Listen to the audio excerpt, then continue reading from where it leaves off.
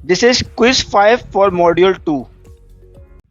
Question number 1 है which of the following method is not valid for Oracle authentication method. मतलब Oracle में login करने के लिए कौन से मेथड जो है अथॉन्टिक हैं इसमें से। अच्छा, क्वेश्चन नंबर 2 है what does the transparent data encryption TD में टीडीए से हम क्या प्रोटेक्ट करते हैं वो हमने बताना है। What view store audit records when unified auditing is enable. तो कौन से व्यू के अंदर आपका ऑडिट रिकॉर्ड स्टोर होंगे जब आपने यूनिफाइड ऑडिटिंग इनेबल करी होगी। क्वेश्चन नंबर 4 है कि हमने अगर डेटाबेस के अंदर पासवर्ड पॉलिसी इन्फोर्स करनी है कॉम्प्लेक्स, वो कैसे कर सकते हैं। मतलब हम प्रोफाइल के थ्रू कर सकते हैं, डीबीएमएस जॉब बना के कर सकते हैं, या लेवल सिक्योरिटी और लेवल सिक्योरिटी को यूज करते कर सकते हैं, या यूजर प्रोफाइल के थ्रू कर सकते हैं, या एसक्यूएल लोडर को यूज करते हुए हम पासवर्ड की कॉम्प्लेक्स पॉलिसी अगर इनेबल करना चाहते हैं, इन्फोर्स करना चाहते हो, कैसे कर सकते हैं। मतलब यूजर जब क्रिएट हो या यूजर अपना पासवर्ड चेंज करे तो वो कॉम्प्लेक्स पासवर्ड डाले, तो वो हम कैसे कर सकते हैं। पांचवा क्वेश्चन है कि अगर let's suppose fine grain auditing FGA allow auditing base on, ठीक है, किस पे बेस करती है, system wide login, event only, rule only, conditional और row and column and privilege on, ठीक है।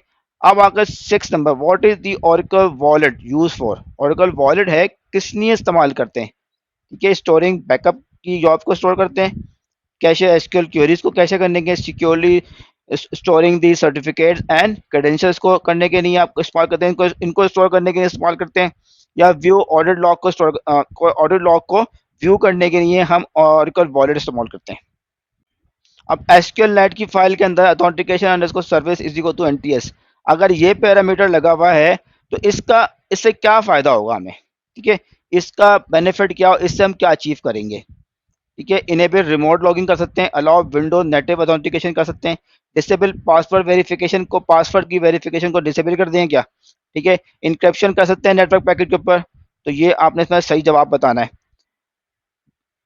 Which of these is the best practice for the securing user access. अगर आपने यूजर एक्सेस को सिक्योर करना है तो कौन सी बेस्ट प्रैक्टिस को आप इनेबल कर सकते हैं, ग्रांटिंग ऑल यूजर, तमाम के तमाम यूजर को 6 GB का राइट्स दे दें, ठीक है, या फिर यूजिंग डिफॉल्ट पासवर्ड यूज करें, फिर अप्लाई लीस्ट प्रिविलेज प्रिंसिपल्स को अप्लाई करें, and using only one database account, यदि एक डेटाबेस को अकाउंट बनाए। मतलब बेस्ट प्रैक्टिस क्या होनी चाहिए।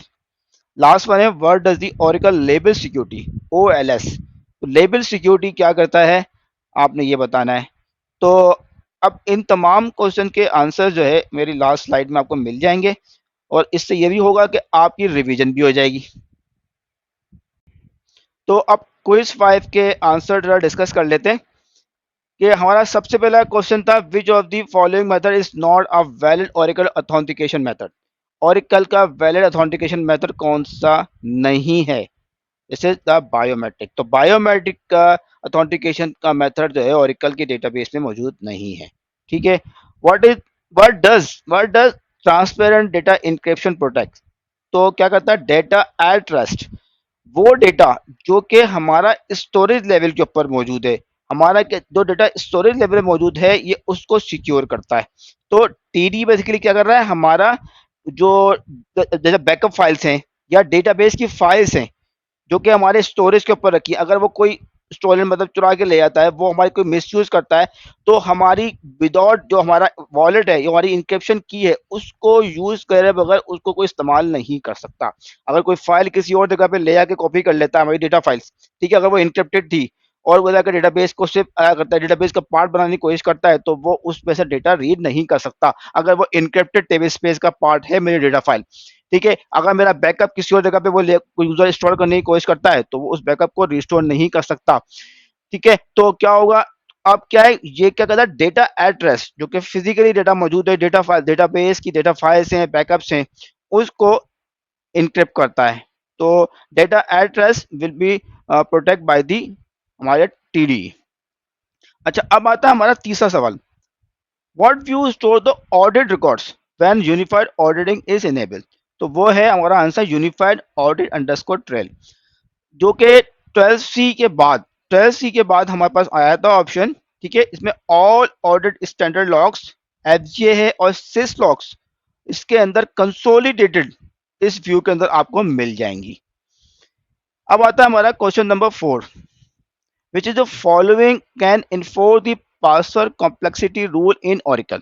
अब ओरेकल की हमने यूजर के ऊपर पासवर्ड इन्फोर्स करना है, कॉम्प्लेक्स पासवर्ड की पॉलिसी को इन्फोर्स करना है, तो वो हम क्या करते हैं, एक प्रोफाइल क्रिएट करें, यूजर बनाया, एक प्रोफाइल बनाई, उस प्रोफाइल के अंदर पासवर्ड वेरिफिकेशन फंक्शन लगा दिया, पासवर्ड वेरिफिकेशन फंक्शन लगाया और हमने उसको डिफाइन कर दिया कि हमारा पासवर्ड की कॉम्प्लेक्सिटी को डिफाइन कर सकते हैं उस फंक्शन के अंदर। उस फंक्शन को करते हुए उस फंक्शन को हमने अपनी प्रोफाइल को असाइन कर दिया। फिर वो प्रोफाइल आप आपने जिस यूजर के ऊपर कॉम्प्लेक्सिटी लगानी है उस यूजर को आप असाइन कर सकते हैं। ज्यादातर ये होता है कि हमारे जो एप्लीकेशन यूजर्स होते हैं उनको हम कॉम्प्लेक्स पासवर्ड नहीं देते। जो हमारे यूजर जो मेन यूजर डेटाबेस पे फ्रीक्वेंटली एक्सेस कर रहे होते हैं, जो सेलेक्ट कर रहे हैं, मगर जो एप्लीकेशन अकाउंट जो होते हैं उन पे हम कॉम्प्लेक्स पासवर्ड नहीं लगाते पॉलिसी, मगर जो यूजर अकाउंट है उन पर कॉम्प्लेक्स पासवर्ड की पॉलिसी लगा लेते हैं।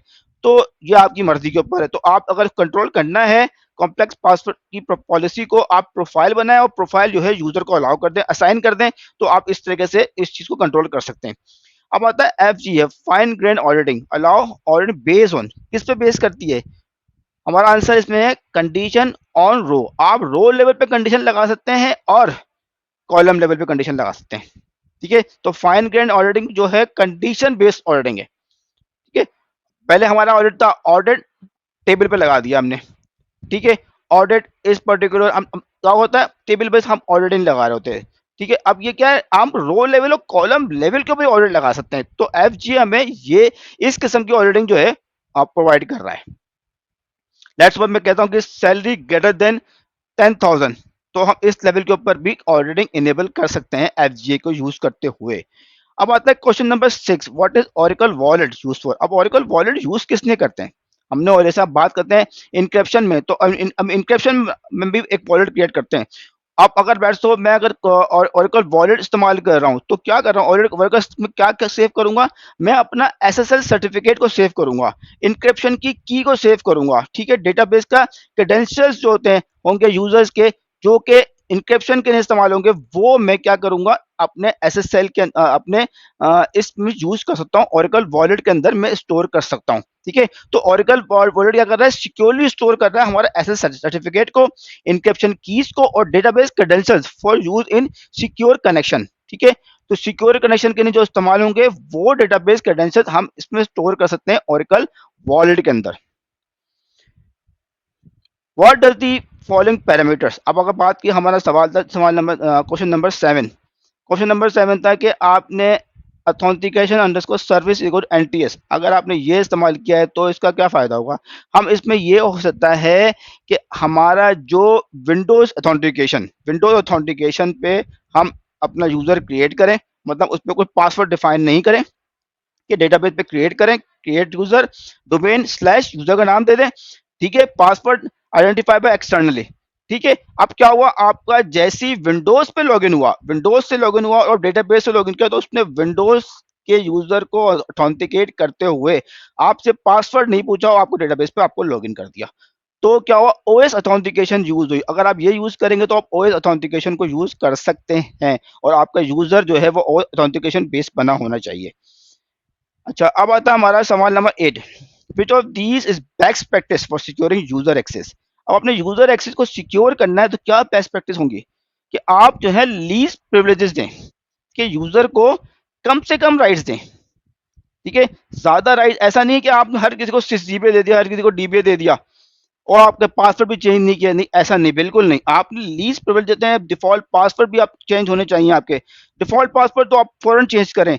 और जिस जिस SysDBA भी आप सबको ना दें, SysDBA आपका जो एक यूजर है उसको दें। ठीक है, तमाम चीजों को SysDBA देने की जरूरत भी नहीं है, जो DBA की रिक्वायरमेंट है उनको DBA के राइट्स दें। ठीक है, जिसको अपडेट डिलीट के राइट्स है उसी को दें, ये नहीं है सबको डिलीट का राइट्स दिए मैं।